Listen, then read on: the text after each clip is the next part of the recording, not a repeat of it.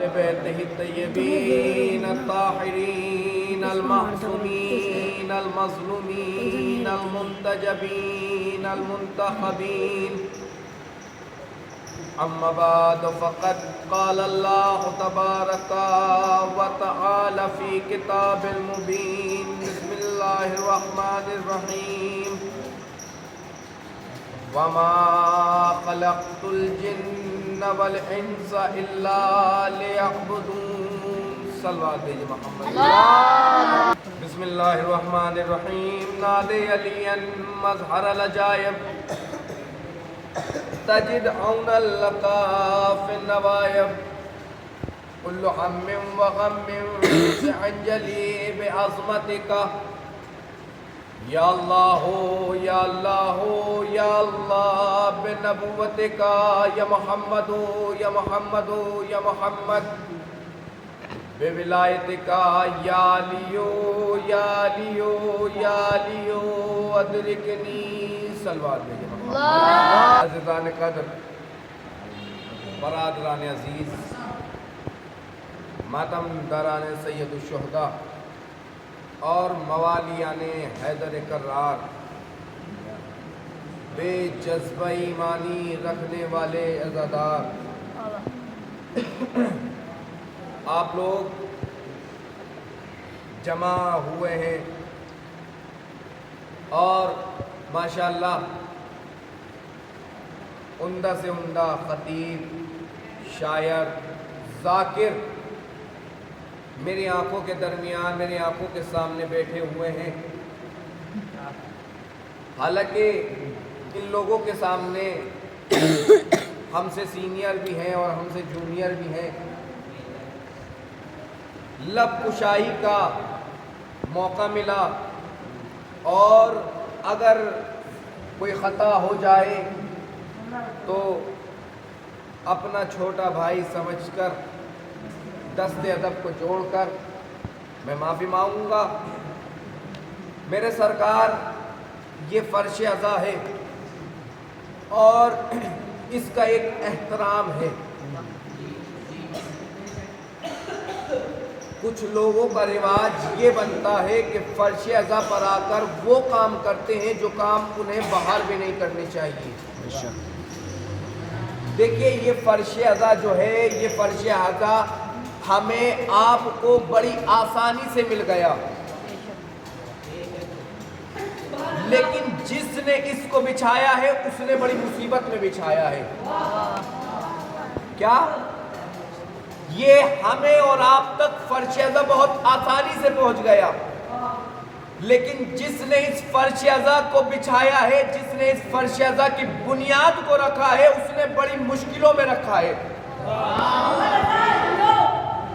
سرکار، آسان نہیں ہے فرش عزا بچھانا. لوگ سمجھتے بہت آسان ہے.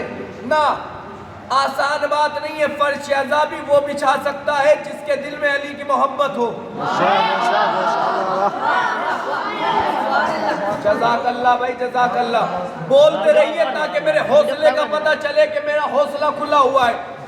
فرش عزا بھی وہی بچھا سکتا ہے جس کے دل میں علی کی محبت ہے. بچھانے کے لیے بھی دلیل کی ضرورت ہے، چونکہ حلال زیادہ فرش عزا بچھاتا ہے، حرام زیادہ نہیں.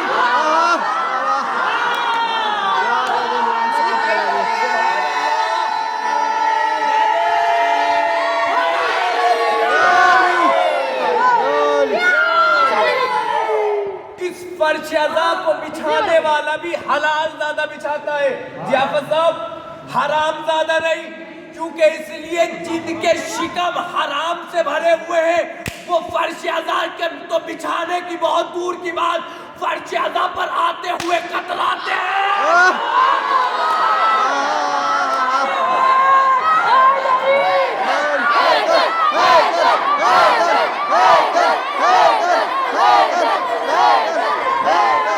فرش عزا پر آتے ہوئے کتراتے ہیں کہ آیا جائے یا نہ آیا جائے. سرکار، میں نے جملہ کہا ہے، فرش عزا پر آنے کی بھی دلیل ہے مولانا کے پاس صاحب. فرش عزا پر بھی وہی آ سکتا ہے جو حلال زیادہ ہو، حرام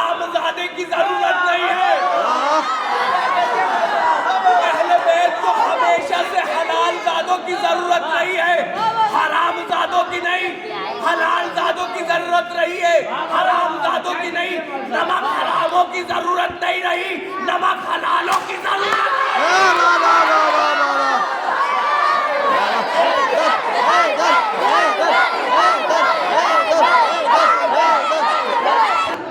सुभान अल्लाह।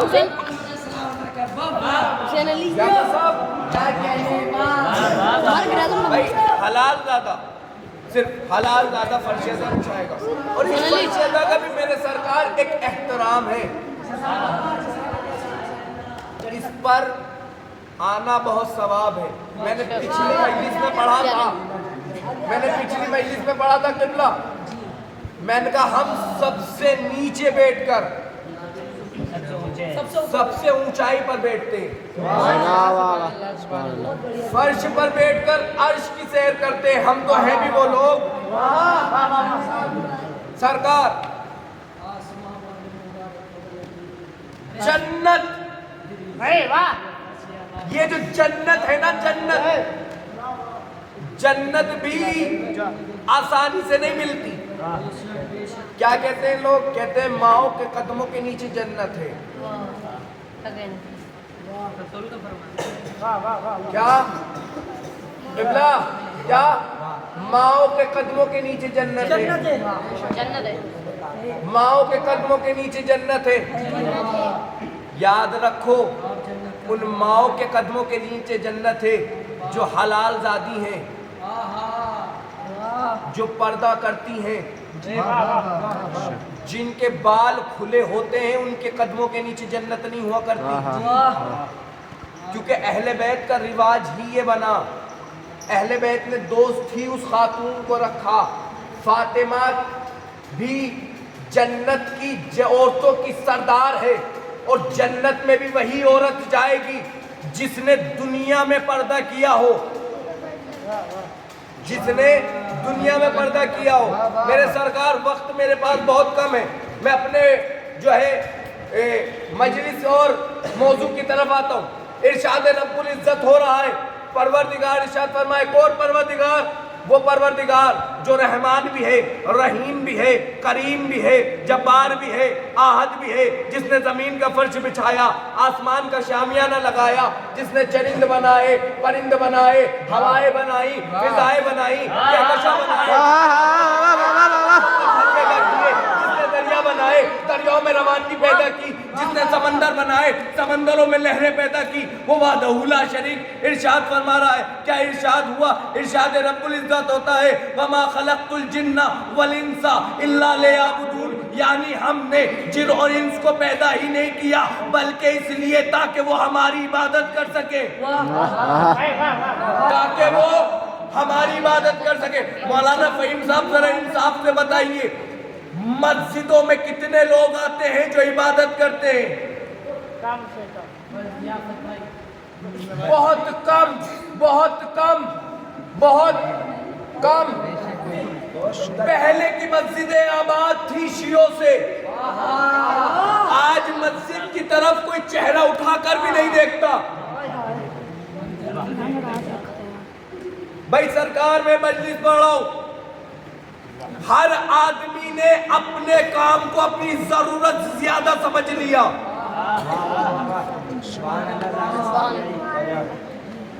कब्र में जाकर हमें ये काम बख्शवाएंगे नहीं, सिवाय नमाज के।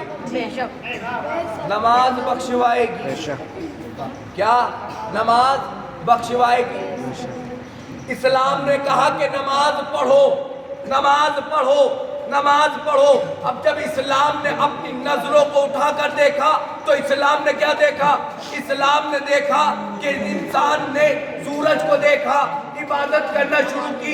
इस्लाम आगे बढ़ा, बढ़कर कहता है इबादत इसकी क्यों करता है? इबादत उसकी कर जिसने इसे बनाया है, या उसकी मान जिसने इसे पलटाया है। फिर इस्लाम आगे बढ़ा, इंसान ने देखा, चांद को देखा, इबादत करना शुरू की। इस्लाम आगे बढ़ा, बढ़कर कहता है इबादत इसकी क्यों करता है? इबादत उसकी कर जिसने इसे बनाया है, या उसकी मान जिसने इसके दो टुकड़े किए हैं। फिर इस्लाम आगे बढ़ा, इंसान ने पहाड़ को देखा, इबादत करना शुरू की। इस्लाम आगे बढ़ा, बढ़कर कहता है इबादत इसकी क्यों करता है? इबादत उसकी कर जिसने इसे बनाया है, یا اس کی مان جس نے اس کی جگہ سے ہٹایا ہے؟ پھر اسلام آگے بڑھا، انسان نے دیکھا، آگ کو دیکھا، عبادت کرنا شروع کی، اسلام آگے بڑھا، بڑھ کر کہتا ہے عبادت اس کی کرتا ہے، عبادت اس کی کر جس نے اسے بنایا ہے، یا اس کی مان جس نے اسے گلزار کیا ہے۔ پھر اسلام آگے بڑھا، انسان نے دیکھا، ستارے کو دیکھا، عبادت کرنا شروع کی۔ جملہ ہدیہ کرتا ہوں، اپنی تقریر کا پہلا جملہ ہدیہ کر ہوں، سنیے سرکار۔ اب ایک مرتبہ اسلام جیسے آگے بڑھا، انسان نے ستارے کو دیکھا، عبادت کرنا شروع کی، اسلام آگے بڑھا، پڑھ کر کہتا ہے عبادت اس کی کرتا ہے، عبادت اس کی کر جس نے اسے بنایا ہے، یا اس کی مان جس کے دروازے پر رشتہ لے کر اترا۔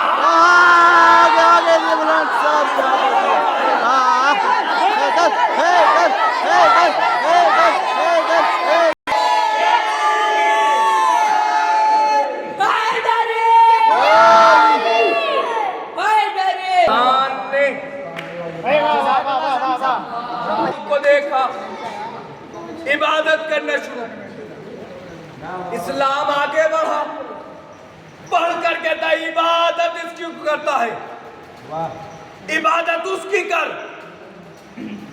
جس نے اسے بنایا ہے،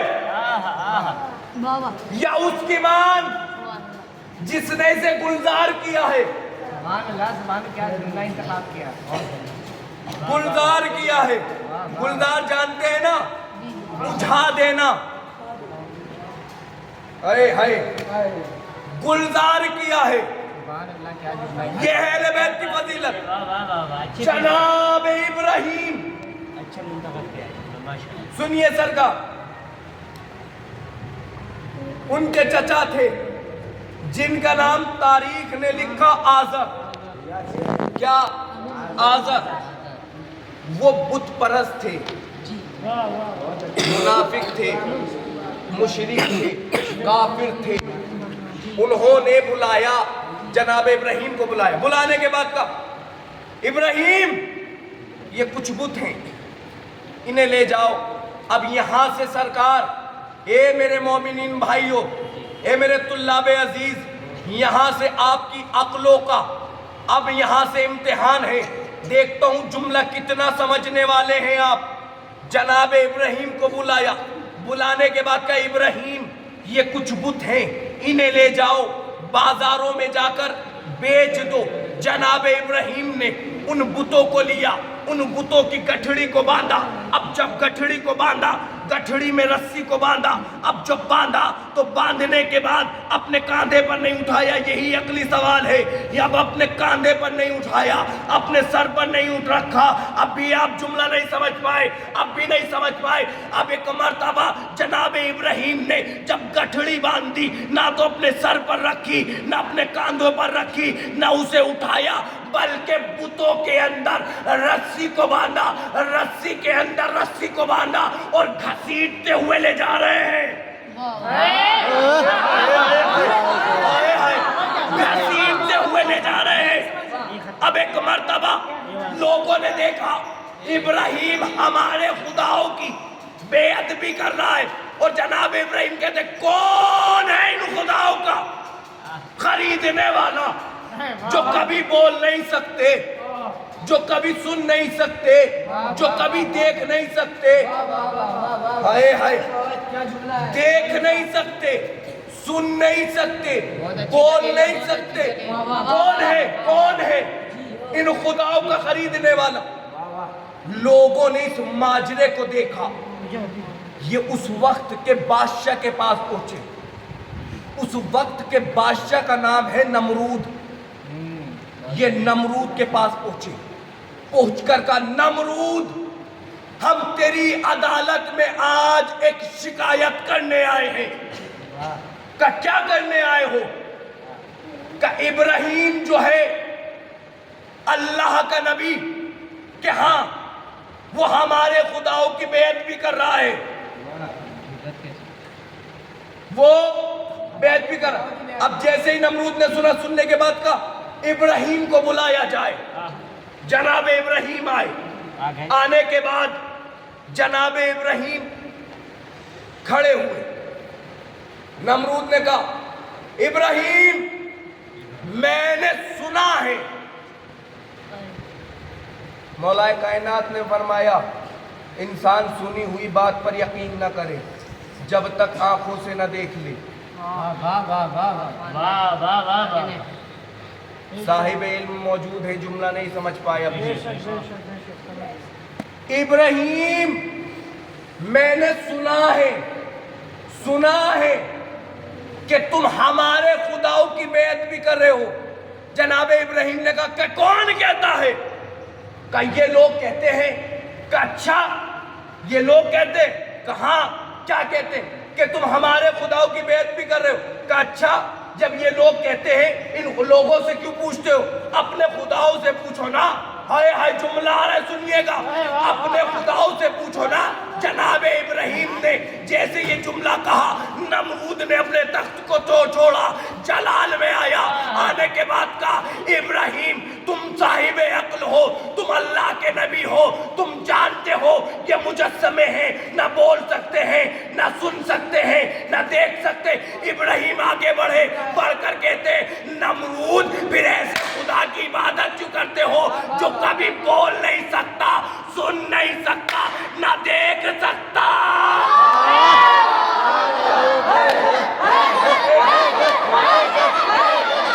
پھر ایسے خدا کی عبادت کیوں کرتے ہو جو کبھی بول نہیں سکتا, سن نہیں سکتا, دیکھ نہیں سکتا. ناظم صاحب اپنی شاعری میں صفین کا ذکر کر گئے. میں نے کہا ناظم صاحب سے, ناظم صاحب جب آپ نے صفین کا ذکر کر دیا تو یہ ادنا سا خطیب بھی اب صفین کا ذکر کرے گا. صفین کیا؟ صفین مولا کائنات صفین میں جنگ کر رہے ہیں, بڑی قیامت کی جنگ. سنیے سرکار, اب اس واقعے پر میں کسی کی گردن گھومی ہوئی نہ دیکھوں. سنیے گا اب یہاں بالکل توجہ سے میرے عزیزو. صفین میں کائنات کا امیر جنگ کر رہا ہے, قیامت کی جنگ. دشمن کہہ کر بھاگ رہے علی تم جاؤ کسی اور کو بھیجو, علی تم جاؤ کسی اور کو بھیجو, علی تم جاؤ کسی اور کو بھیجو. میرا مولا علی میدان سے واپس لوٹ کر آیا. آنے کے بعد اپنے شیر دل غازی عباس کو بلایا. بلا کر کہا عباس کیا جنگ کرو گے؟ کہا جی بابا جنگ کروں گا. اب ذرا ایمان سے بتائیے جب شیر کے منہ میں شکار ہوتا ہے کیا شیر شکار کو چھوڑتا ہے؟ ہائے ہائے ہائے. عباس کے منہ میں شکار آیا, عباس کے ہاتھوں میں شکار آیا. عباس نے شکار کو پکڑا, پکڑ کر کہا جی بابا میں جنگ کروں گا. عباس کی عمر صفین میں ہے 13 برس. ہائے ہائے 13 برس کا غازی صفین میں جا رہا ہے. کہا بیٹا ٹھیک ہے. علی نے اپنے سر سے امامے کو اتارا, عباس کے سر پر رکھا, زرہ کو اتارا, عباس کے بدن پر پہنائی, عبا کو دوش سے اتارا, عباس کے دوش پر ڈالی. جانتے ہو جب علی نے اپنے سر سے امامہ اتار کر عباس کے سر پر رکھا تو محسوس یہ ہوا کہ جیسے امامہ بنا ہی عباس کے لیے تھا.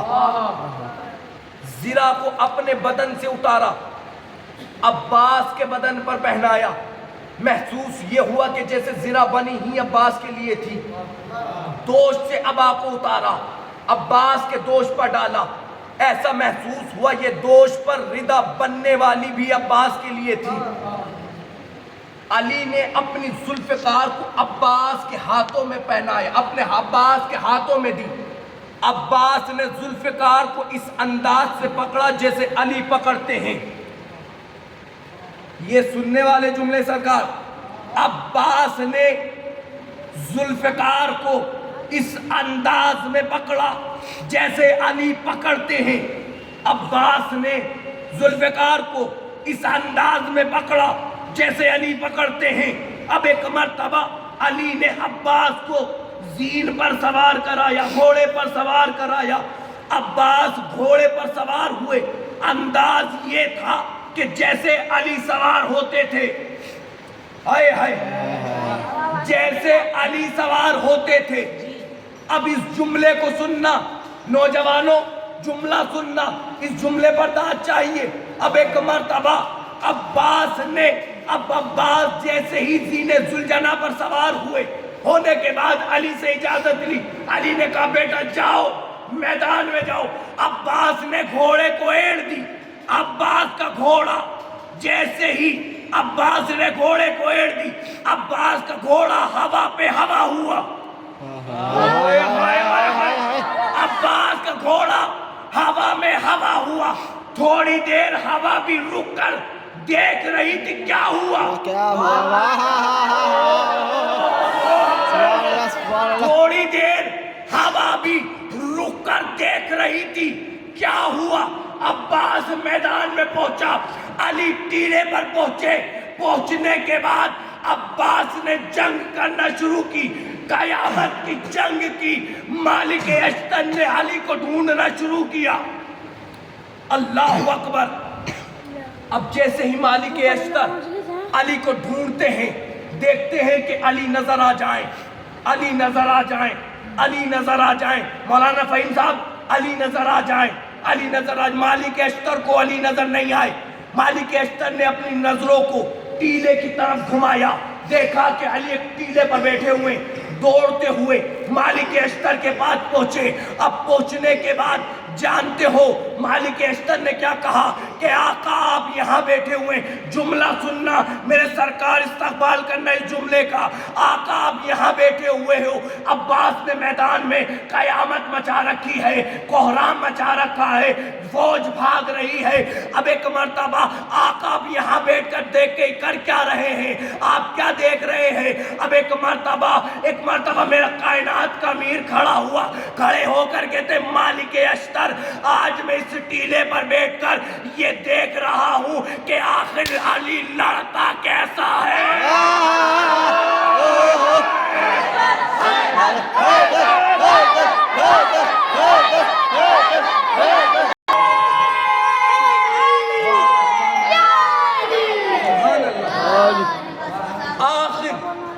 بس آخری فکرہ، اس کے بعد ربط مسائب۔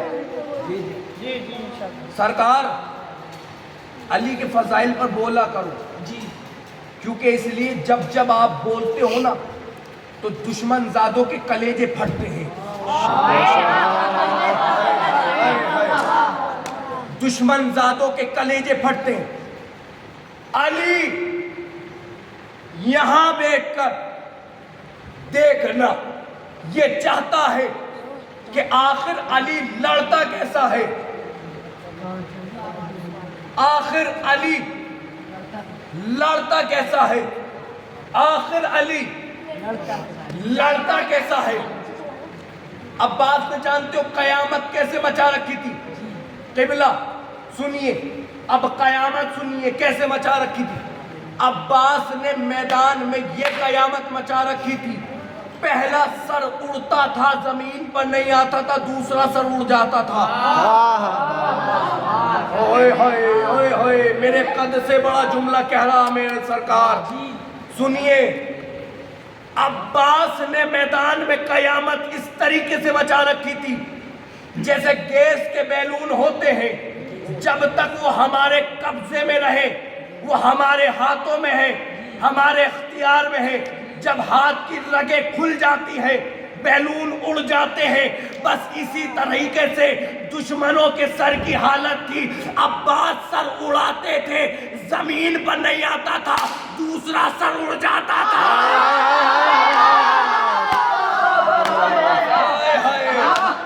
دوسرا سر اڑ جاتا تھا۔ ہے کرم کی تجھ سے آس، سبحان اللہ، بس یا بس میرے سر کرم کی تجھ سے آس، یا بس یا بس نعرہ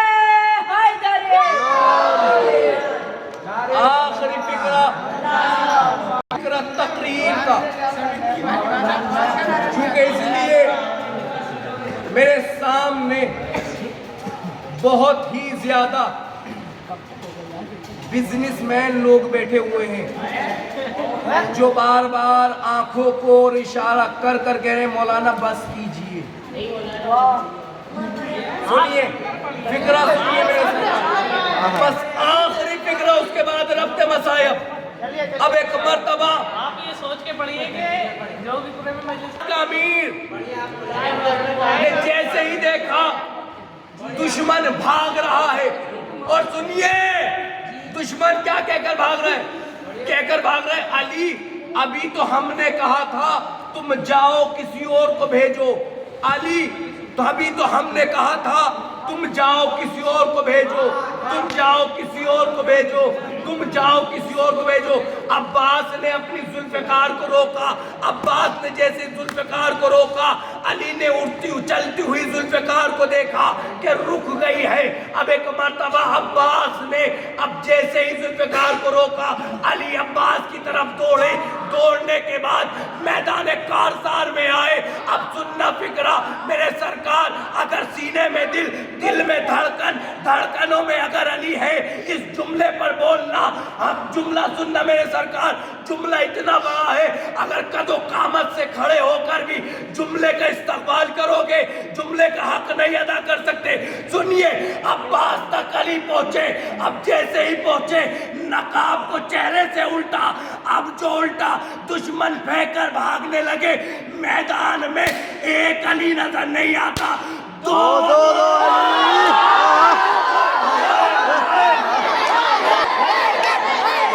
میدان میں ایک علی نظر نہیں آتا.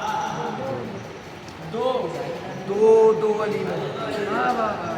بس میرے عزیز انشاءاللہ پھر کبھی موقع ملا تو تقریر کا آغاز یہیں سے شروع ہوگا انشاءاللہ. یہ ہے اہل بیت کی فضیلت. یہ ہے خاندان اہل بیت کی فضیلت. اللہ اکبر.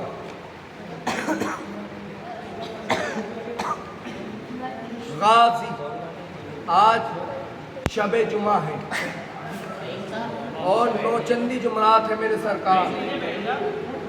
یہ نوچندی جمعرات جو ہے نا میرے غازی عباس سے منسوب ہے. کس سے منسوب ہے؟ میرے غازی عباس سے منسوب ہے. کون غازی؟ وہ غازی کہ جو بچوں کی پیاس جو بچوں کی ڈھارس تھا جو سکینہ کی آس تھا. کون غازی؟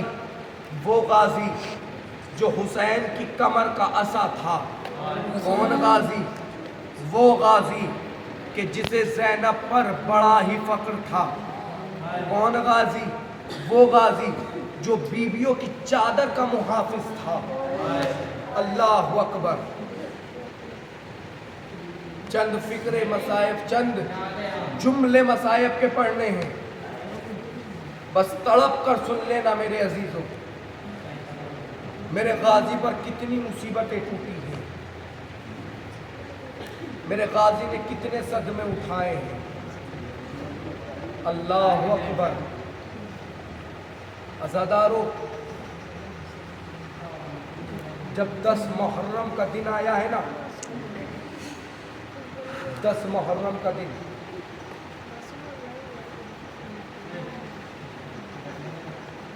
تو عباس نے دیکھا ہر ایک شہید نے جام شہادت نوش فرما لی.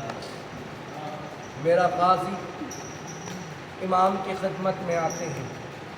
آ کر کہتے ہیں آقا اس نے بیغا دے دیجیے. امام نے عباس کو دیکھا. دیکھ کر ایک فکر رکھا عباس تم میرے لشکر کے علمبردار ہو. عباس تم میرے لشکر کے علمبردار ہو. عباس تمہیں میں کیسے مرنے کی اجازت دے دوں. غازی نے جیسے ہی اتنا سننے کے بعد دائیں دیکھا بائیں دیکھا آگے دیکھا پیچھے دیکھا. دیکھ کر ایک جملہ کہا آقا وہ لشکر ہی کہا جس کی عباس علمبرداری کرتا. آقا وہ لشکری کا حالات جس کی عباس علم برداری کرتا تھا. ابھی گفتگو جاری تھی. سکینہ خیمے سے باہر آئی آ کر کے تھی بابا چچا سے کہیے پانی لے آئے, بچے خیمے میں بلبلا رہے. اللہ اکبر. جزاکم ربکم خیر الجزا. اللہ آپ کو کسی غم میں نہ رلائے سوائے غم مظلوم کربلا کے. ایک مرتبہ سکینہ بابا سے کہتی بابا چچا سے کہیے پانی لے آئے, بچے خیمے میں بلبلا رہے. امام نے عباس سے کہا عباس بچوں کے لیے پانی کا انتظام کر دو. عباس نے بچ کو الگ لی, لے کر چلے. اب جو لے کر چلے امام نے عباس کو رکایا. رکانے کے بعد پرچم کو جھکایا. پرچم پر جو لکھا ہوا تھا اسے مٹایا. اس پر لکھا اِنَّا لِلَّهِ وَإِنَّا إِلَيْهِ رَاجِعُونَ رزم میں قضائل تسلیما لے امرے. یہ منظر خدر خیمہ پر بیٹھی ہوئی حسین کی دکھیاری بہن دیکھ رہی تھی. ایک مرتبہ بھیا کو قریب بلایا. بلانے کے بعد کہا بھیا یہ پرچم پر جو اِنَّا لِلَّهِ لکھی ہے یہ جو جب لکھا جاتا ہے جب کوئی مر جاتا ہے یا جب پڑھا جاتا ہے جب کوئی مر جاتا ہے, بھیا یہ لکھنے کا سبب کیا ہے؟ بھیا خیر تو ہے نا. ایک مرتبہ امام گردن کو جھکا کر کے اے زینب یہ پرچم جا تو رہا ہے لیکن واپس نہ آئے گا. اس کا علمدار اب واپس نہ.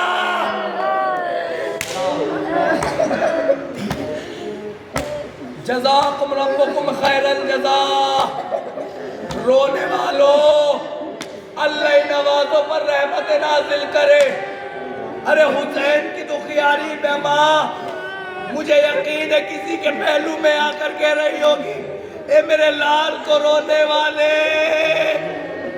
اے میرے حسین پر گریہ کرنے والے, اپنے آنسوؤں کا ایک قطرہ دے دے کیونکہ اس لیے تیرے آنسو سے حسین کے زخموں کی دوا ہے. یہ آنسو تیرے بڑے زخموں کی دوا ہے, یہ دوا کا اثر کرتے. اور جب میں حسین سے پوچھتی ہوں اے حسین عزاداروں کے آنسوؤں سے کیا کچھ سکون ملا؟ اماں عزاداروں کے آنسوؤں سے بڑا سکون.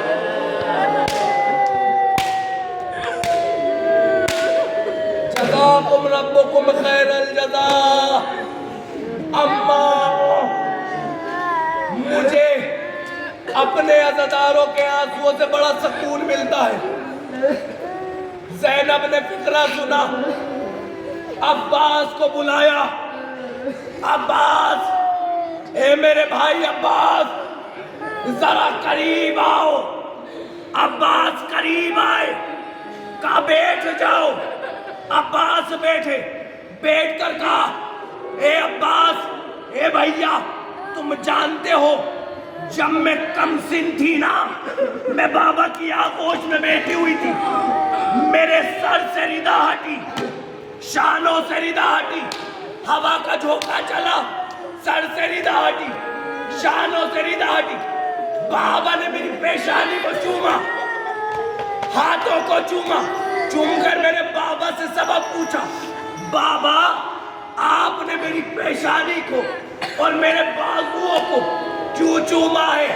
ایک مرتبہ علی روتے ہوئے کہتے اے زینب سن 61 ہجری ہوگا, کربلا کا میدان, 11 محرم, اس سر سے چادر, ان ہاتھوں میں نظر, کربلا سے کوفہ, کوفے سے شام. ارے تجھے پھرایا جائے گا اور نادی نہیں نہ دے گا. اینے پتھر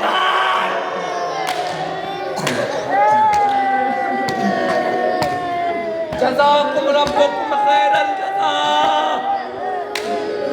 بس دو فکرے سن لو. زینب سن 61 ہجری ہوگا, اس شانوں اس سر سے ردا اتاری جائے گی, شانوں میں رسم بندے کی، کربلا سے کوفہ، کوفے سے شام، بے مخنہ و چادر کانٹوں پر چلایا جائے گا اور کہا جائے گا ارے دیکھو باغی آ گئے، پتھر مارو۔ اللہ اکبر۔ المختصر ایک مرتبہ عباس نہر الکما پر پہنچے، مشک کو بھرا، لے کر چلے۔ اب جو لے کر چلے، ایک ظالم نے پیچھے سے ایسا وار کیا، عباس کا دایاں بازو قلم کر دیا۔ عباس کی آس ہے خیموں تک پانی پہنچ جائے۔ عباس تھوڑی دور چلے، بایاں بازو قلم ہو گیا۔ عباس نے مشک کو دانتوں میں پکڑا، سینے سے لگایا، چھپا کر لے کر چلے۔ عباس کی آس ہے خیموں تک پانی پہنچ جائے۔ دشمن نے مشک کا نشانہ لیا، چلے کمان میں تیر کو جوڑا۔ اب کمان سے تیر کو چھوڑا، تیر مشک سکینہ پر لگا۔ اب جو مشک پر لگا، عباس کی آس پانی کے ساتھ زمین پر بہ گئی۔ اللہ اکبر۔ عباس نے جیسے ہی مشک کو چھینتے ہوئے دیکھا، اپنے گھوڑے کے رخ کو موڑا، موڑنے کے بعد لے کر چلے۔ عزادارو بس آخری فکرہ سن لو، اس کے بعد ختم دعا۔ عزادارو ایک مرتبہ عباس کی آنکھ میں تیر پیوست تھا، عباس کی آنکھ میں تیر پیوست تھا۔ عباس چاہتے ہیں تیر کو نکالے، تیر نکال نہیں سکتے۔ کیوں؟ ذرا انصاف سے بتائیے، انصاف سے بتائیے۔ ہماری آنکھ میں کوئی تنکا گر جائے، ہم اپنے ہاتھوں کا سہارا لیتے ہیں، تنکا صاف کرتے ہیں۔ عباس کی آنکھ میں تیر تھا، عباس کے ہاتھ نہ تھے۔ عباس کیسے نکالے؟ جانتے کیسے نکالتے تھے؟ عباس زینے ذوالجناح پر گھٹنیوں کے بل بیٹھے، گردن کو جھکایا، جھکاتے تیر کو نکالنا چاہتے، تیر نہیں نکلتا۔ ایک ملعون نے ایسا وار کیا، عباس کے سر پر خورد مارا۔ عباس اب جب خورد لگا، عباس زینے ذوالجناح پر ڈگمگانے لگے، آواز دیتے السلام علیکہ یا عبداللہ، اے آقا، آقا میری مدد کو آؤ۔ عباس سینے ذوالجلال سے ڈگمگانے لگے، گرتے ہیں۔ جانتے ہو دادارو، ایک عالم دین، ایران کے عالم دین، انہوں نے میرے غازی کے مصائب پڑھے، پڑھنے کے بعد وہ اپنے گھر چلے گئے۔ رات کا وقت ہوا، عالم دین سو گئے، خواب میں حسین کی دکھیاری ماں آتی ہے۔ آنے کے بعد عالم دین سے کہتی، عالم دین تو کس کے مصائب پڑھ کر آیا؟ کبھی بھی میں عباس کے مصائب پڑھ کر آیا۔ کہ تو نے کیا کیا مصائب پڑھے؟ تو نے وہ مصائب نہیں پڑھے جس مصائب کو سن کر زہرا کا کلیجہ پھٹ جاتا ہے۔ کبھی بھی میں نے ہر مصائب کا فکرہ پڑھا، میں نے عباس کا گرنا پڑھا، میں نے عباس کی آنکھوں میں تیر پڑھا، میں نے عباس کے شانے پڑھے، بی بی میں نے مشق بھی پڑھی۔ کہ نہیں، تو نے وہ فکرہ نہیں پڑھا جو مجھے سکون سے رہنے نہیں دیتا، جس جملے کو سن کر میرا کلیجہ پھٹ جاتا ہے۔ اب سنو کہ وہ جملہ کیسا ہے۔ بس آخری فکرہ، جتنا چاہو رو لو، بس آزادارو۔ اب ایک مرتبہ کا وہ بیوی وہ جملہ کیا ہے کا جانتا ہے وہ جملہ کون سا ہے جو مجھے میرا دل پھاڑ دیتا ہے وہ جملہ یہ ہے جب میرا غازی ارے سینے ذوالجنا سے زمین پر آنے لگا عباس کے ہاتھ نہ تھے عباس منہ کے بل زمین پر آیا